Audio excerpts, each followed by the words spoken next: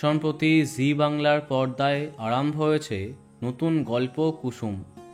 এই ধারাবাহিকের মাধ্যমে জি বাংলাতে ফিরেছে অ্যাক্রোপলিস। বড় বাড়িতে এসে কুসুমের একের পর এক কার্যকলাপে জমে উঠেছে এই ধারাবাহিকটি। এখানে প্রধান চরিত্রে যাদেরকে দেখা যাচ্ছে তাদের সম্পর্কে আমরা অনেক কিছুই জানি, কিন্তু গল্পের নায়িকা কুসুম অর্থাৎ অভিনেত্রী তানিষ্কা তিওয়ারির সম্পর্কে আমরা কমই জানি। কুসুম ধারাবাহিকের মাধ্যমে প্রথমবার নায়িকা চরিত্রে কাজ করছেন একসময়কার এই ক্ষুদে অভিনেত্রী। ক্ষুদে অভিনেত্রী এই কারণেই বললাম, কেননা অনেক কম বয়সে বাংলা ধারাবাহিকের পর্দায় ডেবিউ করেছিলেন তানিষ্কা।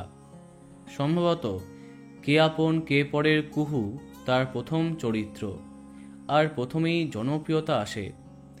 এরপরে একে একে রানী রাসমণিতে উমা, শ্রীকৃষ্ণ ভক্ত মীরাতে মথুরা, ফেলনাতে রিনি, গধূলি আলাপে অলি, এছাড়াও কমলা ও শ্রীমান পৃথ্বীরাজ, গাঁটছড়া প্রভৃতি ধারাবাহিকে উল্লেখযোগ্য চরিত্রে কাজ করেছেন তিনি।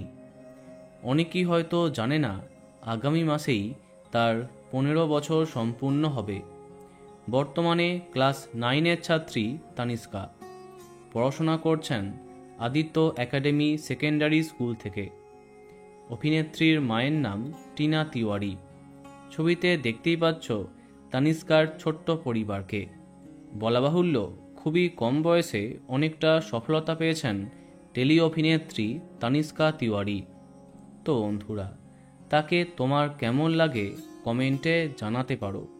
আর এই রকমই আরও অনেক ভিডিও পেতে সাবস্ক্রাইব কারেন্ট পজ। ধন্যবাদ।